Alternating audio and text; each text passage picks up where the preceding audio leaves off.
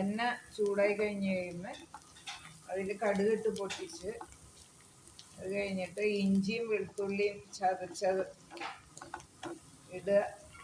മുഴുവനായിട്ടുള്ള വെളുത്തുള്ളി അതും ഇട്ടിട്ട് അത് ഒന്ന് പതുക്കെ ചെറിയൊരു ബ്രൗൺ നിറാവുന്ന മുളക് പൊടി, മഞ്ഞൾപ്പൊടി ബ്രൗൺ നിറമായി കഴിഞ്ഞ് കഴിഞ്ഞാൽ ചെറിയ ചെറിയ ഇളം ബ്രൗൺ ആയാൽ മതി. അത് കഴിഞ്ഞിട്ട് മുളക് പൊടിയും മഞ്ഞൾപ്പൊടിയും നനച്ച് വെച്ചത് അങ്ങനെ തന്നെ ഇടരുത്. അങ്ങനെ തന്നെ ഇട്ട് പെട്ടെന്ന് കരിയും, പിന്നെ കൊഴുപ്പും ഉണ്ടാവില്ല. അപ്പോൾ ഒന്ന് നനച്ചത് ഇടുക.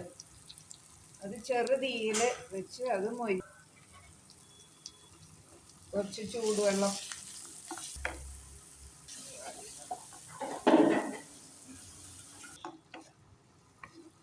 മുളക് ചെറിയ തീയിൽ വെച്ച് മുളക് മൊരിഞ്ഞ് കഴിയുമ്പോൾ അതിൽ ചൂടുവെള്ളം, ആവശ്യത്തിന് ചൂടുവെള്ളം ഒഴിക്കുക. ചാറ്റിയ വെള്ളമായാലും മതി, അല്ലെങ്കിൽ ചൂടുവെള്ളം ആയാലും മതി. അത് ഒഴിച്ച് തിളയ്ക്കുമ്പോൾ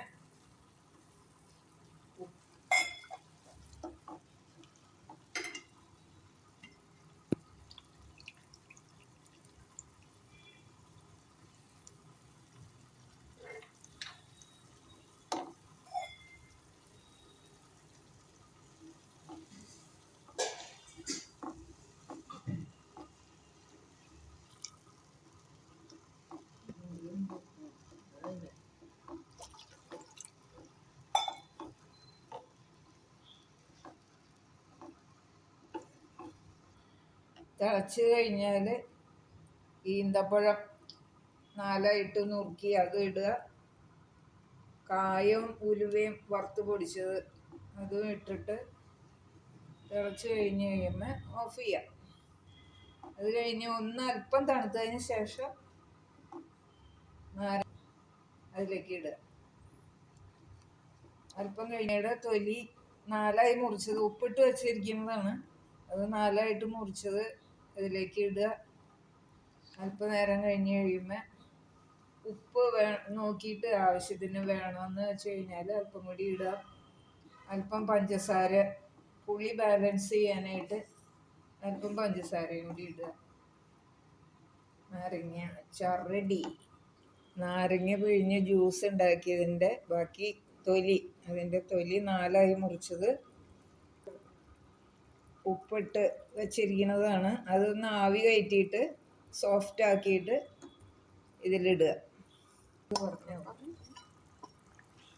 കായവും ഉലുവയും വറുത്ത് പൊടിച്ചത് ഇടുക. തീ ഓഫ് ചെയ്യാം. അതിനുശേഷം നാരങ്ങയുടെ തൊലി അല്പം ചൂടാറിയതിന് ശേഷം നാരങ്ങയുടെ തൊലി 4ആയിട്ട് മുറിച്ചത് ഇട്ട് ഇളക്കി വയ്ക്കുക. ആ സമയം ഉപ്പ് വേണമെന്ന് നോക്കി ആവശ്യമുണ്ടെങ്കിൽ അല്പം കൂടി ചേർക്കാം. അല്പം പഞ്ചസാര എന്നിട്ട്